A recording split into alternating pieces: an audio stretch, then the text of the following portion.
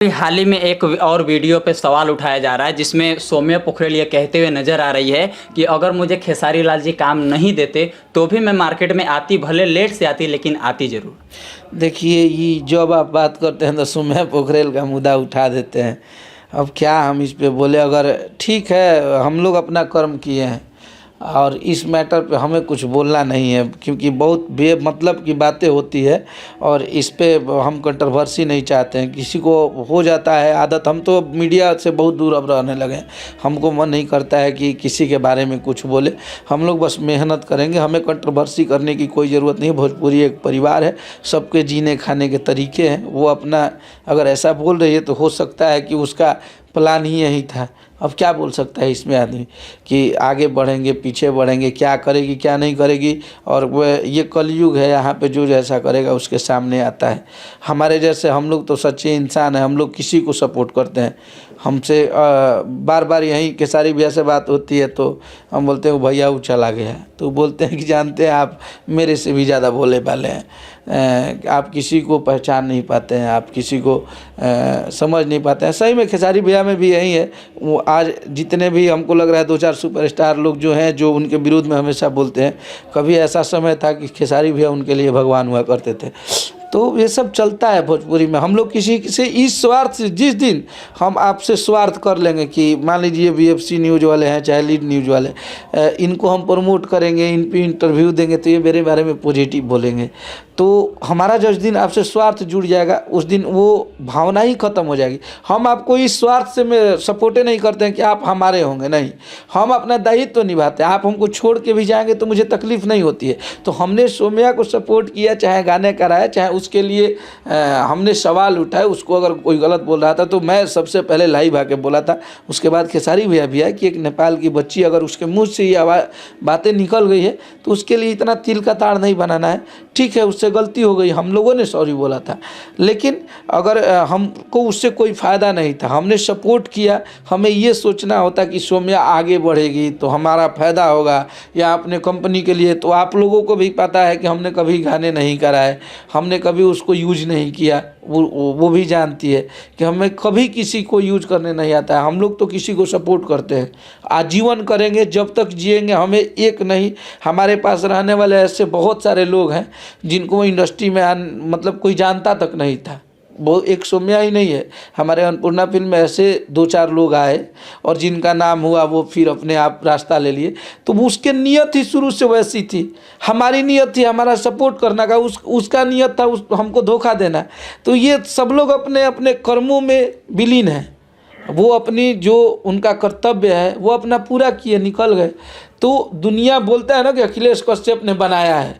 अब आप ही जाके बोलते हैं, चाहे 100 न्यूज़ वाला ऐसे देखे हैं जो बोलता है कि अखिलेश कश्यप ने उसको बढ़ाया। तो यही मेरे लिए गर्व की बात है। यहीं पे मेरा सारा मेहनत मुझे मिल जाता है कि लोग को पता है, पब्लिक जानती है कि सबने बढ़ाया। तो हो गया। सौम्या का वो भी दिन हमको याद है कि जब हम पहले बार, जब हमारी गाड़ियाँ जली थी, हम लोग गए थे तो खेसारी भैया उस दिन निकल गए और हम वहीं पर रुक गए, इसलिए कि सबको लेके हम लोगों को निकलना था। हम थे और हमारे मैनेजर साहब विवेक जी। तो वो रात को आई थी 150 किलोमीटर से, ठंडी में उसके पैर में चोट लगी थी। तो आई तो बहुत परेशान थी और बहुत खुश थी हम लोगों को देख के। तो हमें लगा कि सच में ये खेसारी भैया को बहुत प्यार करती है, मानती है। तो किसी की आंखों में देख के पता चलता है। और बेशक खेसारी भैया को बहुत प्यार भी करती है। तो उससे मुझे लगा कि नहीं यार, इस लड़की को हमें मिलाना चाहिए, क्योंकि इतनी कड़कड़ाती ठंड में इतनी दूर से वो आई है। तो उसको हम लोगों ने सम्मान भी दिया और बोला कि बाबू अगले बार हम आएंगे तो ज़रूर आपसे मिलाएंगे। और हम जब गए तो रास्ते में जा रहे थे तभी उसको मैसेज किए कि तुम इस लोकेशन पे आ जाना, वहाँ पे तुमको हम मिलवाएंगे। और वो जब हम लोग शो करने निकल रहे थे तो ऊपर छत पे थी रानी जी के रूम में।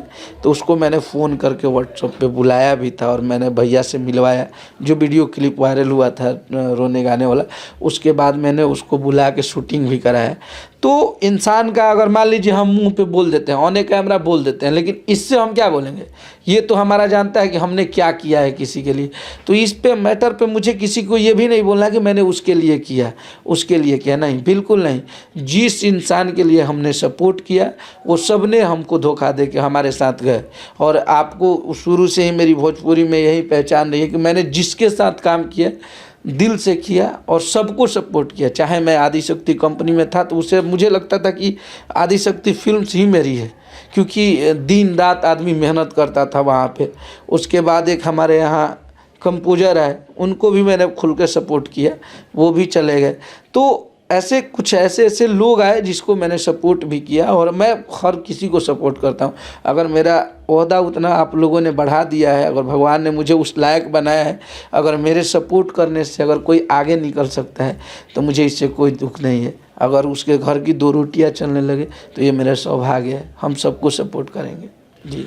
भैया आपका हम ज़्यादा समय नहीं लेंगे, क्या कि काफ़ी लंबा समय ले लिए हैं शूटिंग के इस पे। चाहेंगे चलते चलते कोई गाना हो जाए तो रे।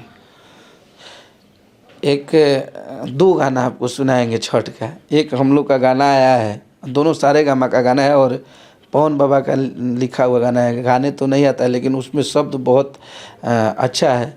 हरे की ज्ञानी होखे चाहे होखे बूर बकावा, बलकावा तू दे द छठी माई।